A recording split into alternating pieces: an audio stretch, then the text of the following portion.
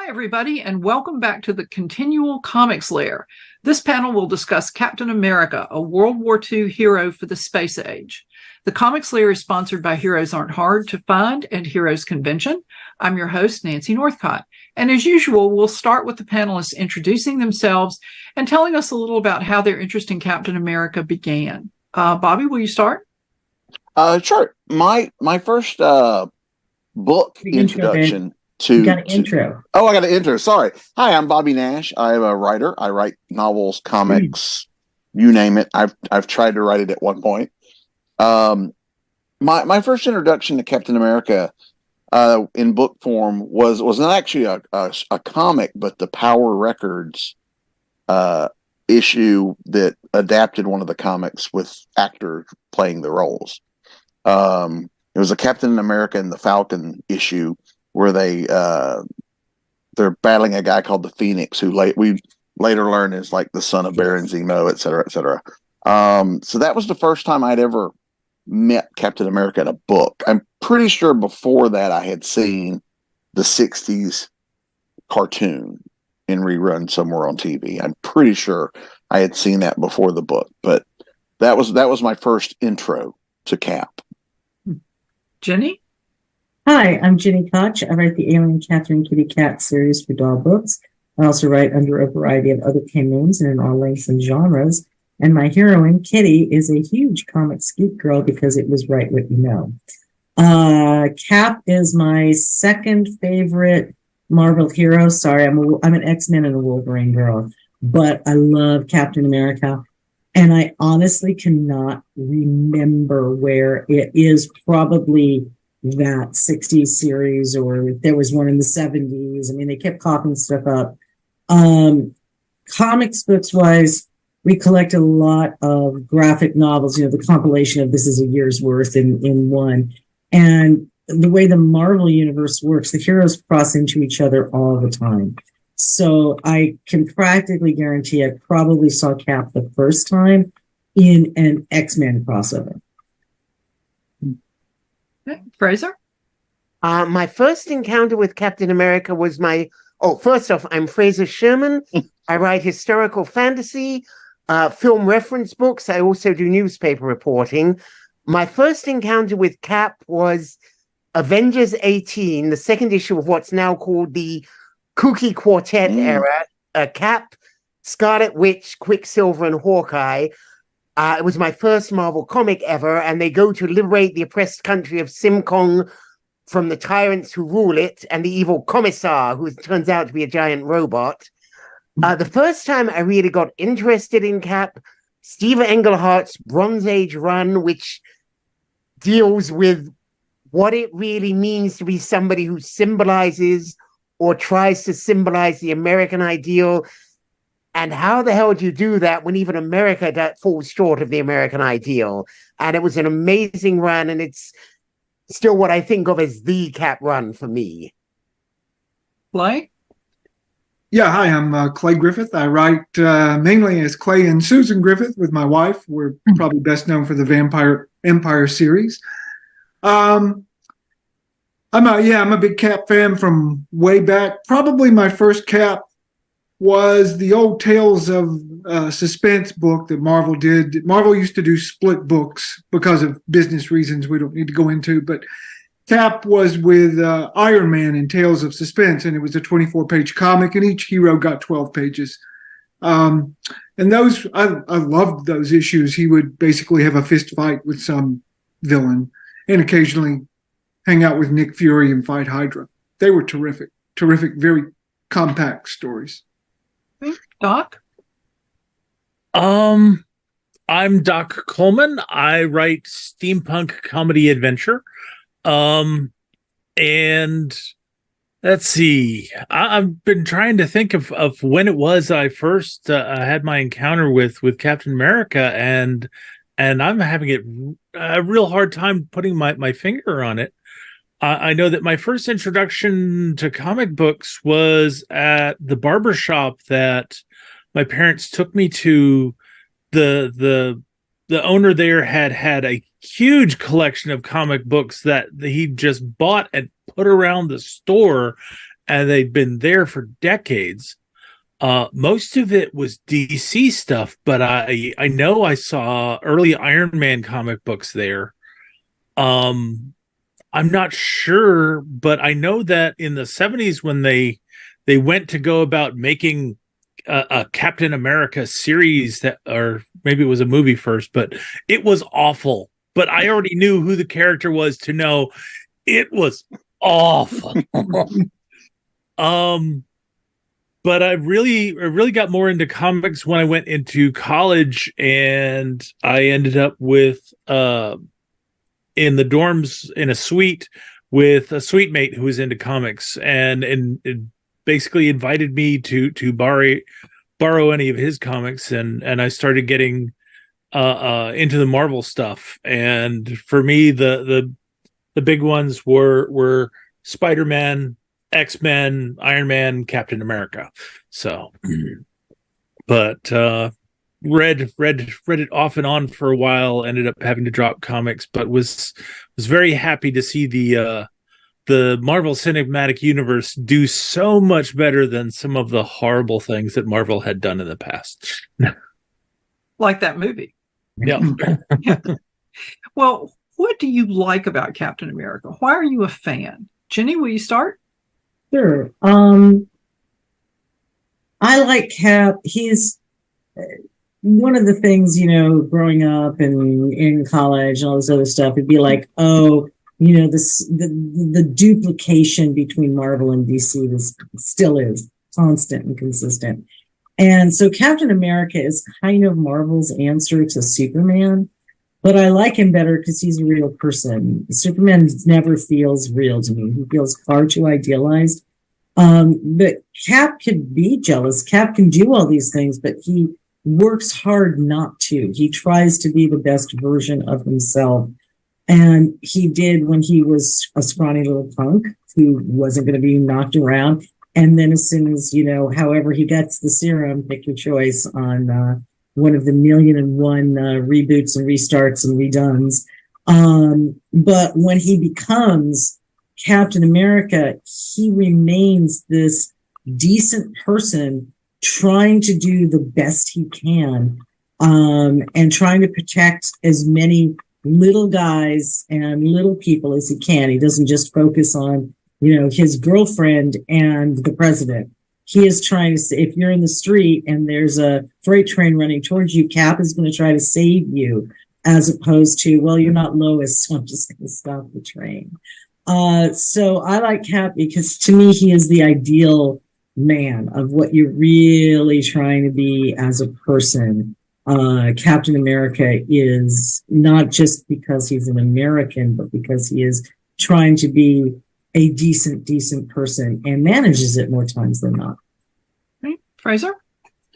Somebody once said it was in an online discussion, his standard for the best heroes was if they said, run straight into that brick wall, trust me, you would do it and you wouldn't ask questions. Cap and Doctor Strange are probably the only Marvel heroes I would take that instruction from. There are a lot more at DC because I do trust him.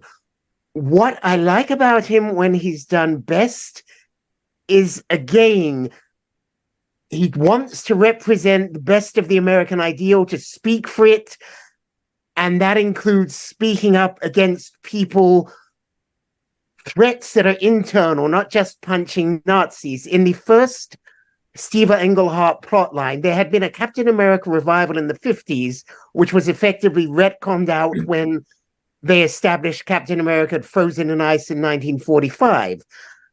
In the first Englehart arc, it turns out this was a Captain America wannabe who had duplicated the super soldier formula, got it wrong, went batshit crazy. Government put him in suspended animation. Now he is thawed out, and he is, as a 1950s commie smasher, he's beating up labor organizers, hippies, protesters, uppity Negroes, in his terms. And so Cap has to pit his version of the American dream against somebody who has a much nastier concept of it. And that's sort of where they went from there. And when they get him at that level, it's awesome. Clay, what about you? the thing I like about Cap, it started in the old tales of suspense that I talked about earlier, is that, and some different writers do it to different degrees. There's sort of a loneliness to him and a distance that is usually self-imposed. Sometimes in the early days with Kirby, it was, I'm a little bit out of time. I was frozen, and now all my friends are gone. Although it was only 15 years, so it wasn't. It's like someone being frozen in 2003. Wasn't that long. Then later, he distances himself. He's a little confused about the American experience and the political system, and I like that. I like that sort of that loneliness. That even though he's a leader, when you get these great moments, little glimpses of him, like in the Avengers run that Roger Stern wrote when they did the storyline where the Masters of Evil invade the Avengers mansion. At the end, there's this great bit where he's got a little footlocker, and Baron Zemo, I assume, has done this unspeakable crime of tearing his only photograph of his mom in half. And there's this great bit of Cap sitting there on his knees looking at these two pieces of this picture of his mom that the villain has torn in half. He's talking with Captain Marvel. And it's wonderful. And that to me is the best part of Cap. Doc? Let's see. There is a certain amount of romanticism of the World War II era that I have to admit appeals to me. And I'm sure this came from various movies that I've watched, that was the time period where America was being upstanding in the world and fighting for the things that were right. And they did a lot of making Captain America and Steve Rogers in particular the character that embraced that. Not just, this is the story, but more of, this is the substance. This is why he's here. He really does believe in the ideals that we put forward for our country, and he tries to live them constantly. And I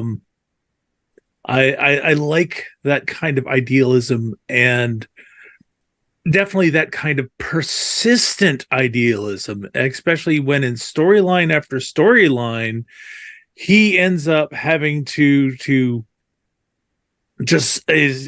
say no to some government official who's supposedly over him, who wants him to do something that doesn't fit with the ideals. It's like, he's always there saying, I'm here for America and for the American way. You may be the government, but you're not living up to it.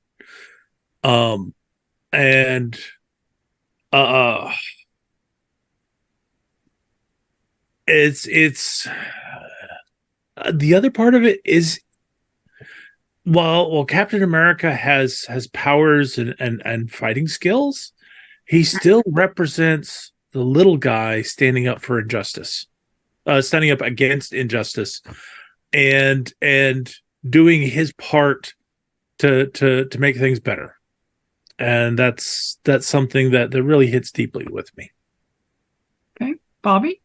Yeah, Captain America is the personification of the American dream.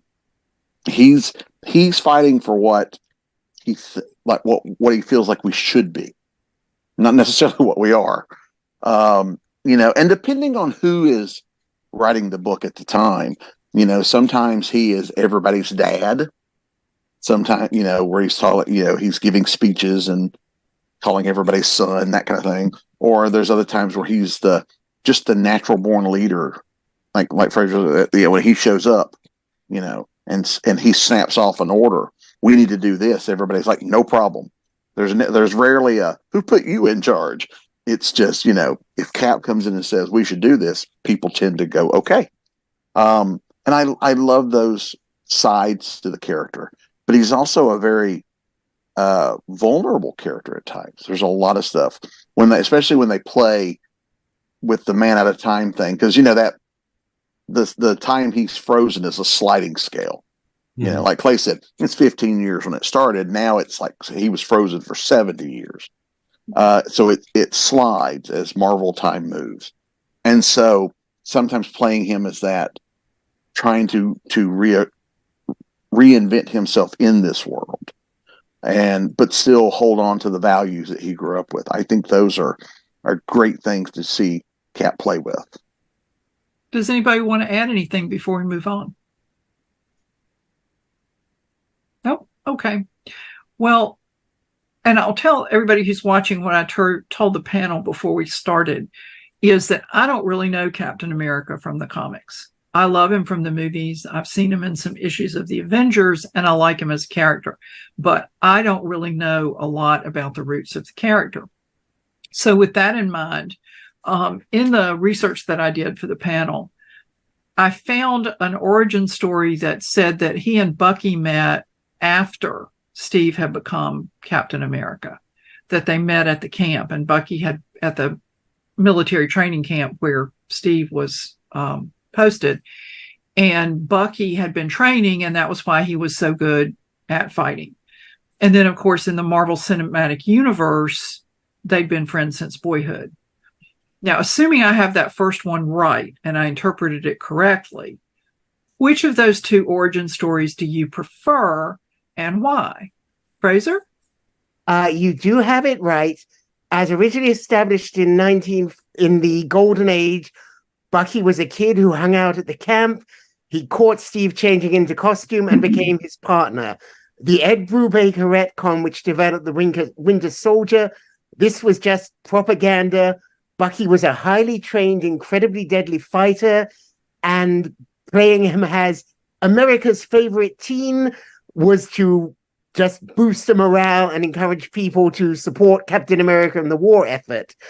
I am a neutral on that one. I'm always going to, for personal taste, I'm always going to go with the comics over the movies, almost always. But in terms of which one works better, they can both be made to work. By the time they go Cap goes into the ice and Bucky winds up in Soviet hands, they've served 4 years under intense, demanding conditions. They're about as close as two brothers can get. So in a sense, it doesn't matter. They're tight either way. Okay, Clay? Again, I sort of like the later version, the movie version, when Bucky's a little more same age as Cap, more or less. He's not I've always been, the kid sidekick thing never, even as a kid, never appealed to me. It always seemed, aside from being just a little weird, you're dressing up a prepubescent boy and taking him out to pummel guys and giving him a shotgun or a rifle. Yeah, it's just weird, and it doesn't seem very efficient as a way of crime fighting. But particularly if you're going up against Nazis. But so it was always a little odd that Cap had this kid with him. But so I like it a little better now, that the way they've done it now with the Winter Soldier version. But for years, it didn't bother me that much, because in my day, Bucky was dead, and he was one of the untouchable dead, like Uncle Ben. I assume Uncle Ben hasn't come back. Or, well, at one point, Jean Grey and Elektra were untouchable dead, but untouchable dead people don't last as long as they used to. But I wasn't reading comics when Bucky came back. The Winter Soldier thing, that was new to me. But he was dead when I was reading Cap, so it didn't matter as much. Cap could kind of mourn and wipe a manly tear away occasionally. It was fine. Okay. And from the reading I did this afternoon, before we move on to Doc to add his insights, Cap and Bucky were trying to defuse a bomb aboard a drone, and the bomb blew up, apparently killing Bucky and throwing Cap into the icy seawater. Do I have that right?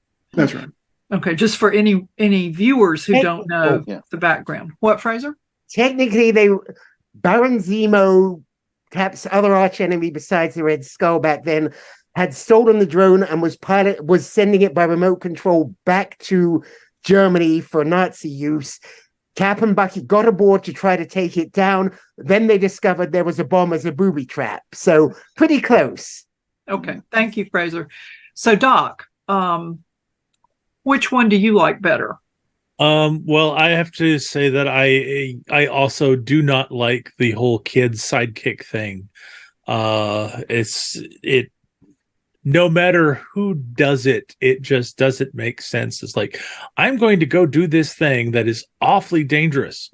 Let me take the kid next door because he's nosy and he might be a good distraction to save my life. And if he gets killed, oh well. No, this is not heroic in any way. About the only kid sidekick that I thought ever really worked out was with the Hulk and was it Rick Jones? Rick Jones, yeah. Yes. And that was because Rick snuck in everywhere. And there was no way he could catch up with the Hulk. There was no way Hulk was taking him things, but he was sneaking into the damn camps all the time on his own. He was just nosy and helpful. But going back to Captain America, I definitely, one of the things I do like about the way they portrayed them in the movie is the role reversal that's there. Mhm. That they show you that bit where Steve is scrawny and he gets no respect, and Bucky's trying to be his good friend, but he's still there in his uniform knowing he's the good looking one. And he's arranged for them to have a double date, and the girls still both want to go with Rick. No, with Bucky. And then after the experiment and Steve is all bulked up, it's like, you're kidding me. and I also love all the riffing that they do back and forth, especially things like, don't do anything stupid. I can't. You're taking all the stupid with you. Well, with kid sidekicks and distraction, it's been a thing in the Batman comics lately for one or the other of the Robins to point out, you see who's wearing bright yellow and red here. Mhm. And Oh. he's wearing, yeah. So, Bobby, what about you? Yeah, the whole kid sidekick thing always kind of bugged me too. I do kind of like some of the other retcons where it was like that Bucky really had been trained, that it wasn't just, oh, you know who I am, here, put this mask on. So I did kind of like that, and I thought the Winter Soldier storyline, certainly, because we get there's a lot of flashbacks to the war in those books, and I thought they handled that well. I do like that in the comics. By the time we get all of this in the comics, we've read a lot of comics. They've appeared, even though it was a short amount of time. We had a lot of time to see their relationship build, so that when Bucky is, and Bucky's death was one of those retcons too. That came about after they said, oh, we're going to say he was frozen in ice, because like Clay was saying earlier, they actually went on through the 50s, before it was decided to retcon that. But in the movies, we only have, Bucky dies in the first movie. Dies in the first movie. We don't get to see all that stuff to feel it. We have to just go by them telling us. So making Steve and Bucky childhood friends, we can see that in the early parts of the movie. And then in the flashbacks in Civil War and Winter Soldier, and we can see those flashbacks of the relationship, so that when we discover that Bucky is the Winter Soldier, we can feel it too. And if we'd have done it without that connection in the movies, I don't think we would have felt it as much. So in terms of the stories they're telling, I think it really works. So that's for me that's from a storytelling point, I like it a whole lot more. Okay. Jenny, how about you? Okay, well, first of all, I actually know why their kid sidekick stuck into every frickin' comic book known to mankind, it is because the publishers in their great wisdom felt that comics were only for boys, and that boys needed to have somebody they could relate to. Oh yeah. So they would buy it. So that's why they're young boys bounding about in costume everywhere. They were put there so that the kids could say, "Oh, that's me. I'm going to do that with the guy." Right? Okay. Yeah. It doesn't remove the squick factor everywhere. The only place I think it actually works is in the X-Men, because those kids are mutants. They've got powers. Somebody needs to help them control them, and they're powerful enough that, sure, okay, yeah, kid, you're only 13, but you can freeze ice, and that tidal wave, you can make it freeze. Come on, Bobby, let's go, Iceman, right?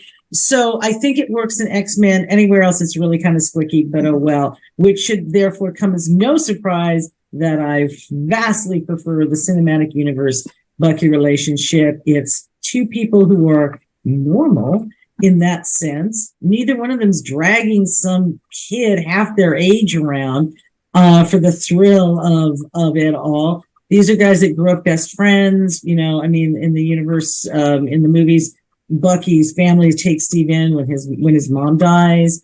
I mean, this is somebody who's his best friend, his brother, et cetera, et cetera. And you get that. They did a really good job of it. So you do get that in a short amount of time. You understand the depth of feelings these guys have for each other. So that, of course, when Cap discovers that Bucky, his best friend, is in the group that's missing, he's just like, screw you all. And he is going to go save everybody because that's his damn job. And I'm tired of being a figurehead.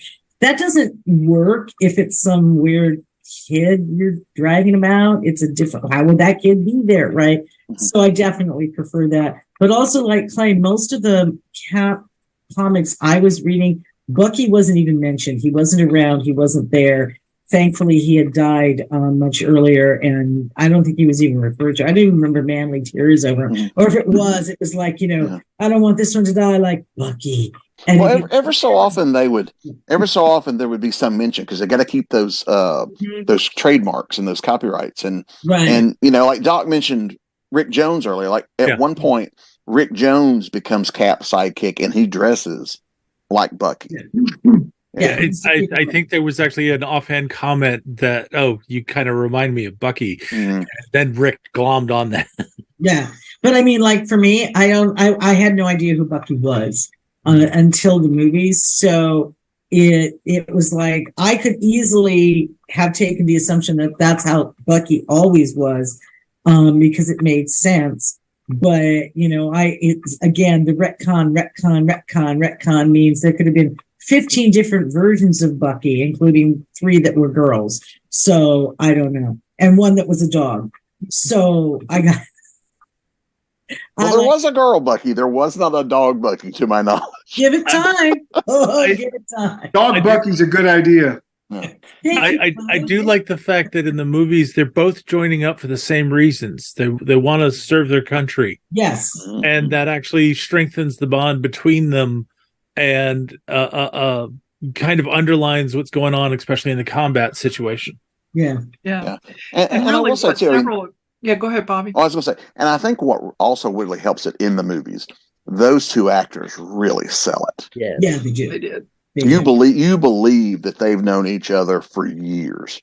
Yeah.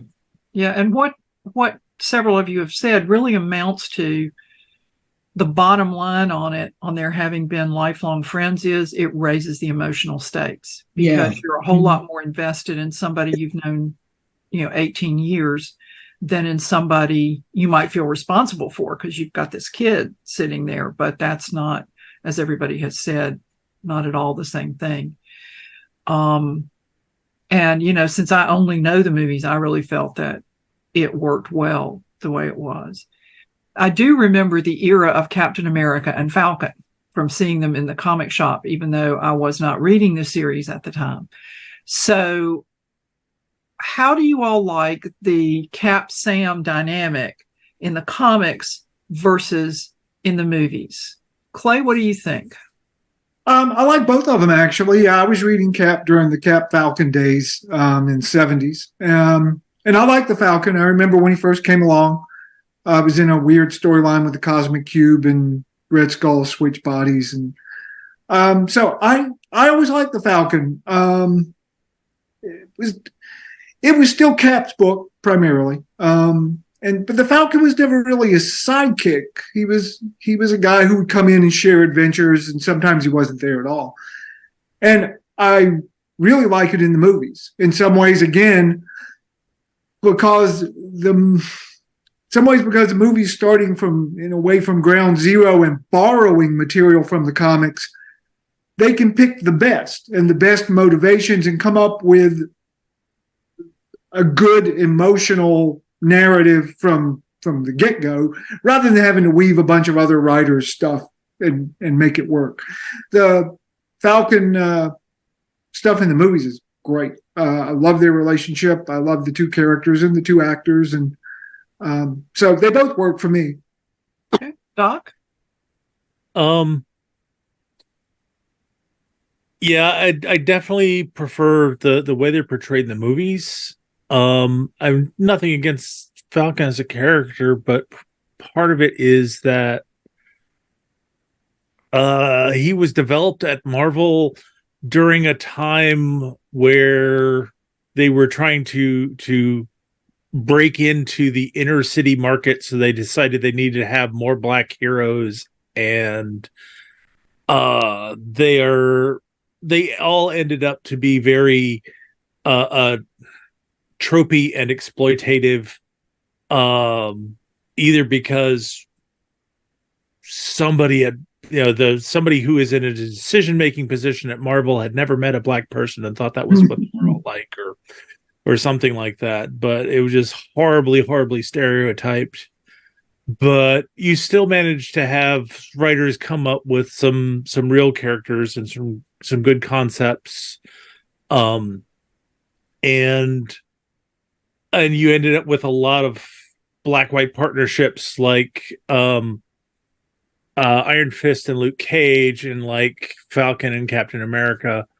But I really love the way they built that in the MCU, and it doesn't hurt the fact that the two actors have great chemistry together, and the fact that they started off with them meeting basically in terms of, yes, we have similar scars, and if you'll come along, Steve, I'll help you with that. To getting them both out into the field doing their particular thing, and it's like, okay, I need you on the team. And I do love the fact that that they got Sam to the point where he took on the Captain America mantle. And I'm really impatient for Marvel to do something with that in a movie format. Or at least give us a second season of Captain America and the Winter Soldier. Bobby, what do you think? Yeah, I think, I like the fact that in the movies, Sam has that military background that gives him and Cap that immediate common ground. But they also kept the little bit too that, like in the comics, Sam was a social worker. Mm-hmm. And he's still doing that kind of thing at the VA, helping people. So I like that they kept that. But I think having that, the fact that they were both in the military, gives him and Steve a chance to bond quickly. Because again, we have one movie to do all this, to make those connections, as opposed to 20 or 30 issues of a comic for them to gel like that. And I just think it's done really well. Yes, like Doc said, the two actors have fantastic chemistry together. I mean, actually, I would say that whole, especially Winter Soldier movie, I don't think there's any group in there that doesn't really work together. I mean, that's a group that, you could pair Cap with any of the supporting actors, and they all just click. And the good scenes with Steve and Falcon and Bucky there, and they're all picking at each other like brothers. Yeah. Oh, absolutely. Yeah. And it's so I think that makes it makes the stakes a little better, you know. But we also do get that in this world. I mean, Sam is still in awe. This is, oh my God, this is Captain America. I mean, there's a great line in there. It says, when Captain America asks for my help, and you don't say no, you know. If Captain America says, I need you, you know, we go. So I really like the character in the comics as well, but I really think they really nailed it in the movies. Ginny? I think I mentioned this every time I'm on Comics Lair. I was not allowed to read comics when I was young. It was considered trash by my mother and my grandmother. So the only way I got to read comics in the 60s and the 70s was by standing at the rack in the store and reading every comic I could find super fast. Which means I was completely dependent on what came into the store. Captain America never came into the store. I don't know where it was, but it wasn't where we shopped. So there was not, it was interesting. There wasn't a lot. I was a huge Fantastic Four fan, not because I particularly liked the comic, but it was the only one with a girl. So that was the only comic role model I got. Wonder Woman wasn't making it. I never saw Wonder Woman as a kid. So for me, it was the Fantastic Four. Yeah, there was some Batman and some other stuff. And then there were just esoteric stuff. So I never have seen the comics where Falcon was. By the time I could look at them, I was so firmly an X-Men fan that I was just like, yeah, if he crosses in, excellent. And if he doesn't, there are 15 X titles a month, and I'm collecting all of them and reading all of them, and that is it, right? So Falcon never crossed in that I was aware of. But I really love, I love Anthony Mackie in the role. My requirement in visual entertainment is good-looking leading men. So I love the Captain America movies. And Anthony Mackie is both great-looking and a great actor, and he just sells it, you know. The whole on your left scene, on your left is just, don't you say it, don't you dare say it. It's just so great. And just the way they did everything with it. So I would imagine that I could read, especially the comics that they're doing now, and probably like them. I don't think I could go back and really enjoy the Black Clay shaking his head like, don't go, don't even hold the movie memory. There are growing pains. Yeah. Well, there's some old X-Men stuff that really makes you go, the Dark Phoenix saga is like squeaky now. And it's just, you're just sort of like, really? That's how you people are running your lives in your bad guy club? Right. So there's a lot of it. And I'm sorry, the Hellfire Club is nuts, okay? Especially as viewed in the 60s. And so I have a lot of the old X-Men. It's like, I've already gone back in the Wayback Machine on that, and I don't think I want to do it on anybody else, because I don't think it just taints you a little. Well, there's also a lot of that period. If you didn't grow up in that period, yeah, there's stuff that they did that we look at now and go, that's not really, we wouldn't do that today. Right. But it was considered acceptable at the time, because I think it's adorable. Wait, I just want to share how much I love Bobby right now by him somehow thinking I wasn't growing up in that period. Well, I mean, but you weren't, if you weren't reading comics. You weren't reading the comics. You weren't reading that trash. Yeah, sure. So I'd like to think we've got some younger, viewers watching. You're right. Yeah, but that's flattering. Yeah. Yeah. But even me, I grew up in the 70s, so it was late 70s by the time I started reading comics. Yeah. When I started looking at some of the comics from the 60s, even I could tell that's not right, or they wouldn't do that today, or so there's a lot of that throughout comics, 50, 60 years of Marvel doing these. Sue was perfectly happy as a grown-ass woman to be called the Invisible Girl, and nobody blinked, right? In the movie version, which also starred Chris Evans, is very versatile. She's like, "What do you mean? How dare he?" He names her the Invisible Girl, and she's like, "I'm a woman," which was at least an acceptable response. Yeah. Well, Fraser, what about you, Captain America and Falcon? Okay, can I first respond to something Ginny said? Sure. One of the things I like I have been rereading Silver Age stuff for a couple of years now, month by month, and blogging about it at Atomic Junk Shop. One of the things I like about Silver Age Cap is that Sharon Carter is one of the few really capable female leads or female or girlfriends or whatever at Marvel in that period. She is tough. She's a S.H.I.E.L.D. agent. She goes out in the field. In one story, she has to choose save Cap, accomplish the mission. She goes ahead and accomplishes the mission because it has to be done. And she's awesome. I like Anthony Mackie. I like the early 70s comics when they made an emphasis on the fact Sam works in Harlem. He's a social worker there. I honestly didn't feel any need to add a military background. They do that to way too many characters these days. But anyway, he is a Harlem hero, and there is a strong emphasis. The Avengers don't hang out here. You're here. Look out for your people. And that he was I have a fondness in general for people who are like hometown or neighborhood heroes and look out for their community. And he fit into that spot. And I really like that. I do not find him anywhere near as tropey as, not perfect by a long shot, but not as tropey as Doc does. I was going to say, like your friendly neighborhood Spider-Man, right? No, I was going to say like Daredevil. And like he wasn't originally a Hell's Kitchen, though. That was someday I'd like to see a superhero territory map of actually had it. I can't remember where I saw it. I don't know if I own it. You know, if I couldn't find the 1602, I should have shooting them out. But it is out there. It does exist. That shows you where everybody is and how the X-Men are in West. Yeah, I want to say Peter Sanderson, who used to do the Marvel Universe. I think he wrote the book about it was Marvel's New York, and it was broke down. Yeah. It was really interesting to see the little bit of overlap. I think they have where the bad guys are in that too. So you see what part of town the Kingpin's running and so forth. I appreciate the aside, but I feel like we've interrupted Fraser's answer. So.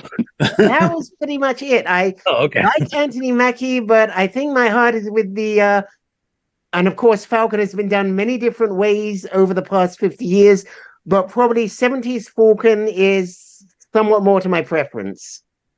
Okay. Now, Clay, have you addressed this question? Did we start with you? Okay. Sure. Does anybody want to add anything before we move on? All right. Well, before we move on, I would just like to say that having read the Dark Phoenix saga in the original and having found out that Marvel editorial dictated that because Jean Grey killed all these people, she then had to die. I just wanted to say, excuse me, are you the company that publishes Galactus? And then Jim Hughes greenlit a story where they had to save Galactus because it was the right thing to do. Yeah. Yeah. Okay. I just want me to be on record. The most boring, unfrightening villain ever created. Galactus bores me out of my mind. It's like, I love the Silver Surfer. Can't stand Galactus. It's just like, that's why I was always like, I love the Silver Surfer, but it'd be like, skim.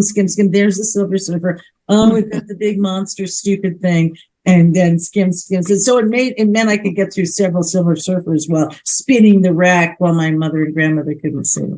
But even as a child, Galactus was so boring and so non-frightening. All he is hungry. Oh my God, find a buffet. He's hungry and he's so powerful that you can't do anything to him. It's just, that's just boring. Okay, that's so he's like time. He's inevitable. Then why are we bothering? That's why he had Harold, so you had someone you could actually win against. A story that is part of what makes him work. He is so big and so powerful. We're just ants. After that, yes, having him come back again and again, despite the fact he absolutely promised that he wouldn't do that, got old fast. Although I do like the bit, and Ginny will probably remember this, it's one in one X-Men story where the Shi'ar are surveying Earth and discussing, doesn't look like it's much of a threat.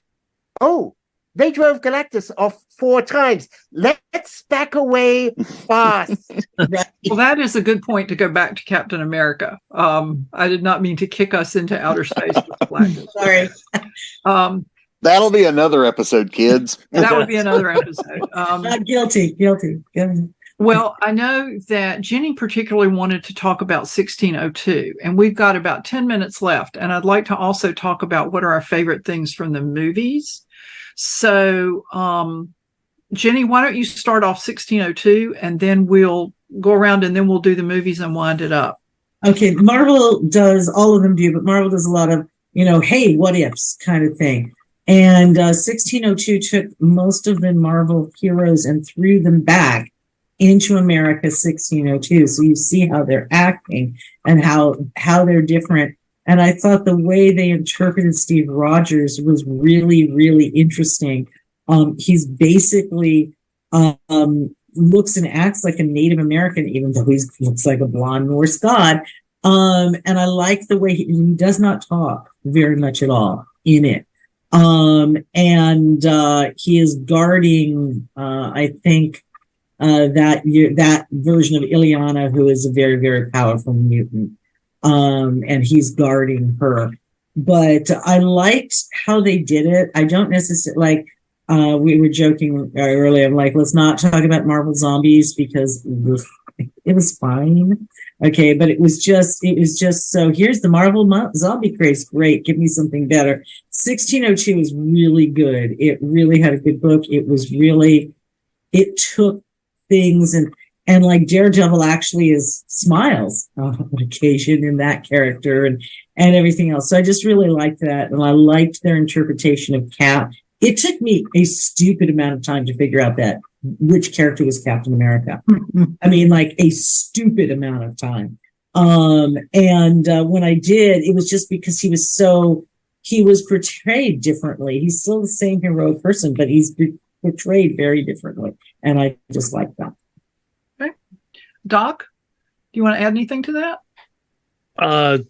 About 1602, no, I never read that particular one, so I can't add anything.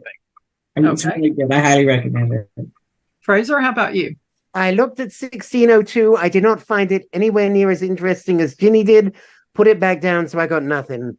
Okay, It might as well have been blank. Okay. I only skimmed the early issues. I remember when it first came out. So I can't really speak to 1602. However, I will take my time to call attention to Cap's greatest villain, Batroc. And so why do you like him? Batroc? Because he's just as dumb as hell. It's just, he's the dumbest villain. He's not portrayed as dumb. He's just stupid. It's got the worst Stan Lee French accent. He jumps and kicks, and he's very proud of the fact that he jumps and kicks. And he's kind of lovable in that sense of bad villains who always get their ass kicked, and should get their ass kicked like in 3 pages, but it takes 24. That purple suit is pretty freaking awesome, actually. And then I will say this: one of the greatest Jack Kirby drawn fight sequences, though, is Cap versus Batroc. Oh yeah, those early Kirby fights. He did one with the tumbler. He did one with Batroc. They're fantastic. Yeah. I love them.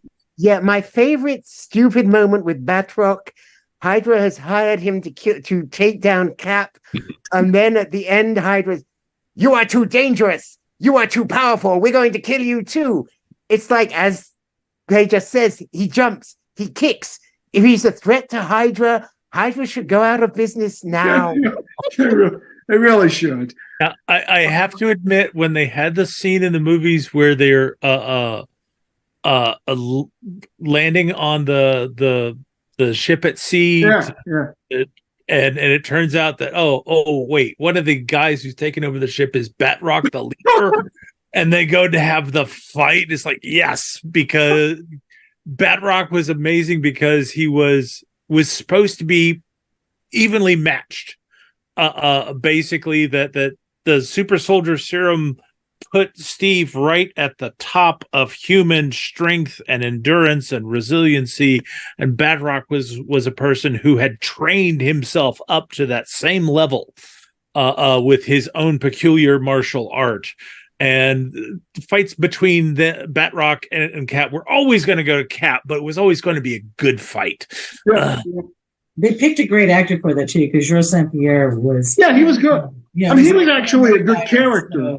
So, He in no way resembled Batroc in the comics. no. Yeah. But it Bobby, was did you good. want to add anything about 1602 or Batroc? I've never read 1602. Apparently, I'm the only one that read it and liked it in the group. Yeah. I do love Batroc. I think Batroc is fun. I do think that they made the right decision in the movies to excise some of the sillier things.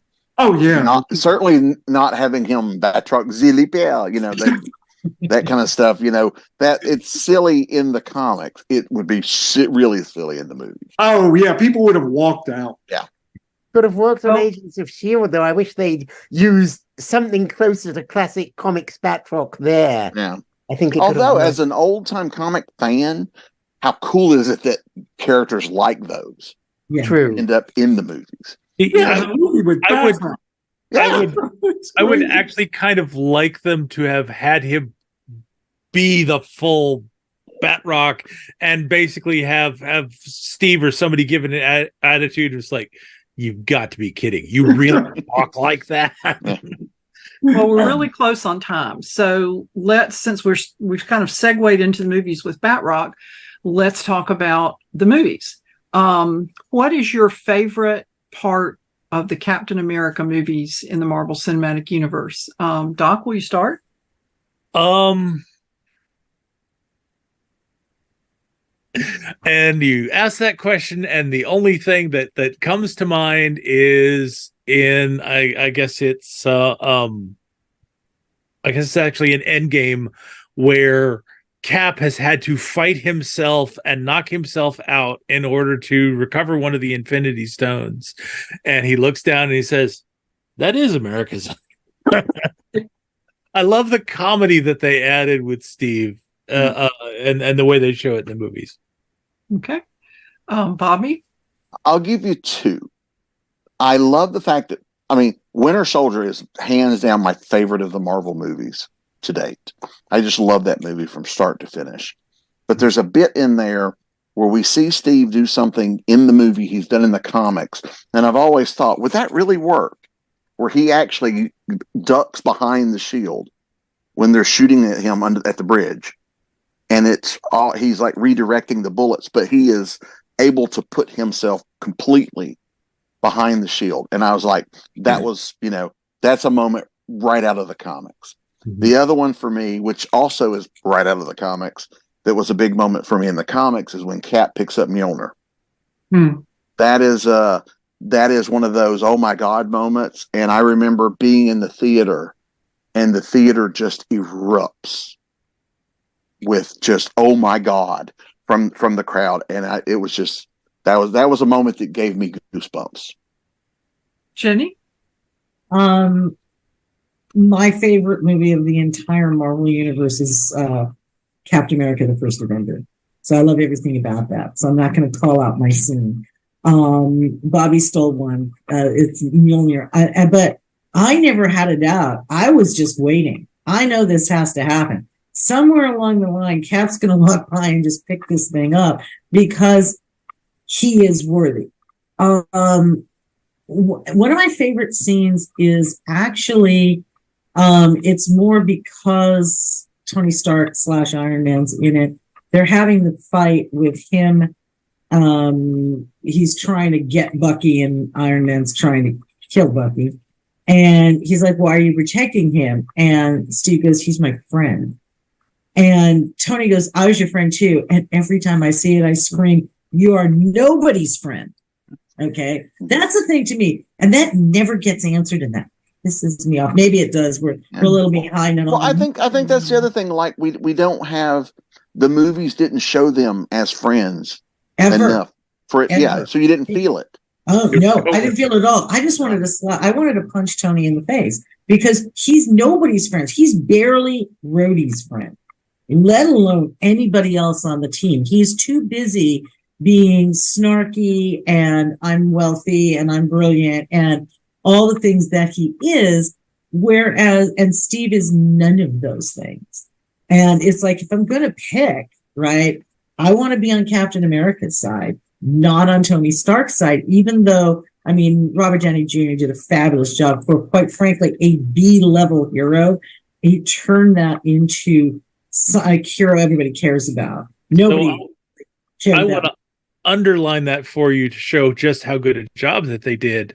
Yeah. It's all these things that Tony is, the fact that he's snarky and he's arrogant, is all based on the fact that he's hurting because his parents got killed, which is the pain that they were poking at right in that scene, because he just found out that Bucky was the one that killed him. I know, but you know what? Everybody on that team has had massive loss, other than Hawkeye, but that's coming for him, right? So the whole I was your friend.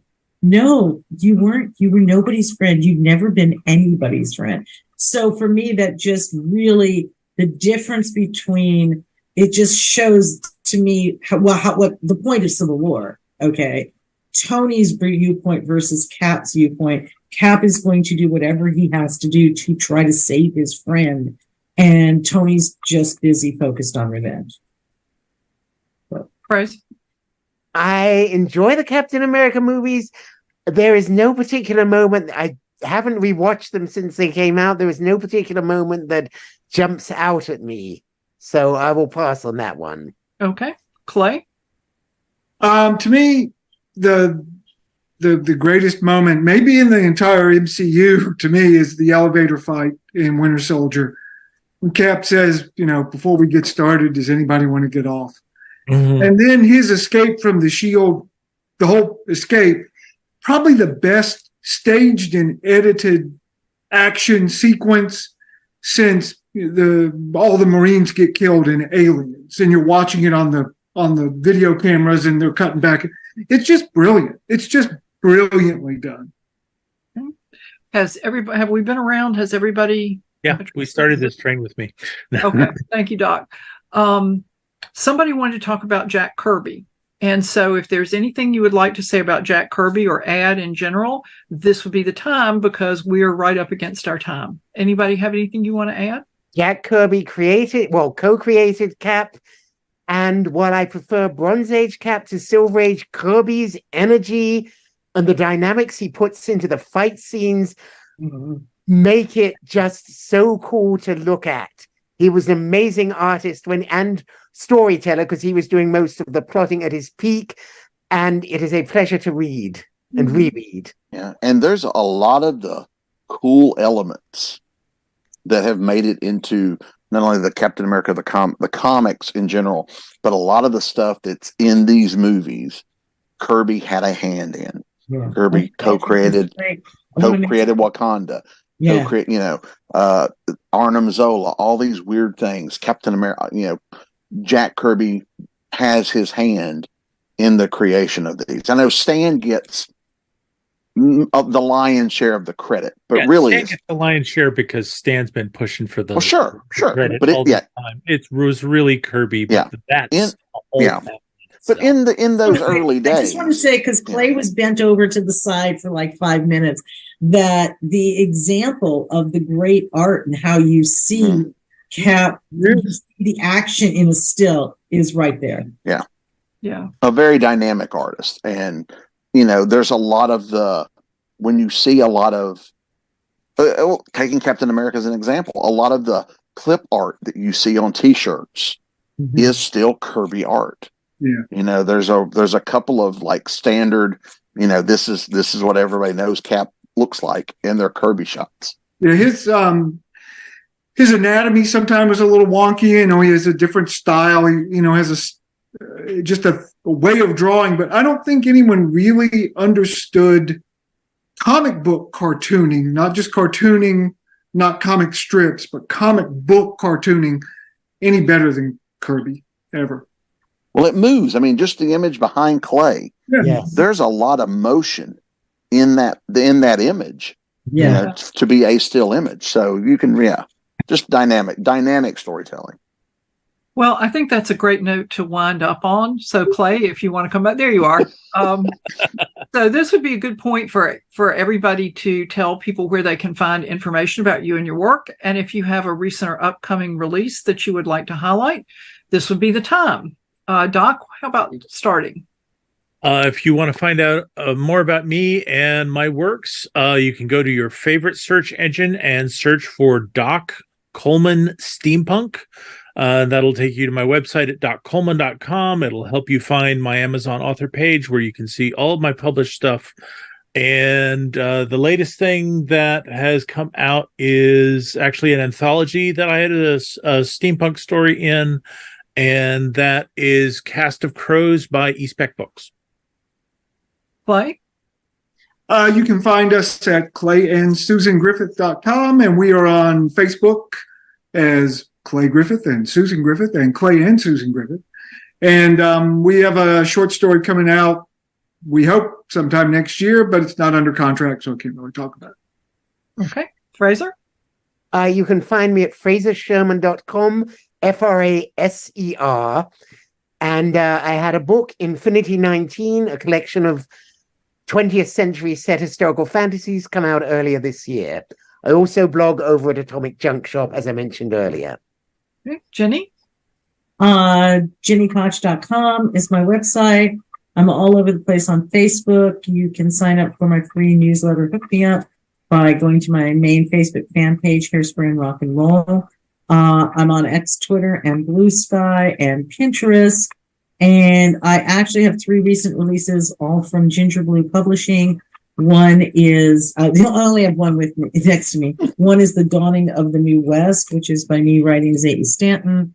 One is The Happy Acres Haunted Hotel for Active Seniors and Other Stories, which collects all my humorous science fiction and fantasy stories that are not Alien series related in one place. And another collection, The Disciple and Other Stories of the Paranormal, by me running as Gemma Chase. And all 3 of those are available now wherever books are sold. Okay. Bobby? You can find me at bobbynash.com. That's my website. I'm all over Facebook, Twitter, Blue Sky, Instagram, Patreon, all those places. There's links at my website. Recently, the 7th book in the Snow series came out, called Snow Hunt. I don't have one handy, sorry. But it is out and available now. It is a novella series, so a good quick read. In December, I have a 6-book comic book graphic novel series. All 6 books will be released on December 15th. It's called Crimes in Time. It is part of Abdo's Magic Wagon imprint. Primarily, their target is libraries, but you can buy the books as well. They are available for pre-order at all the usual online retailers as well.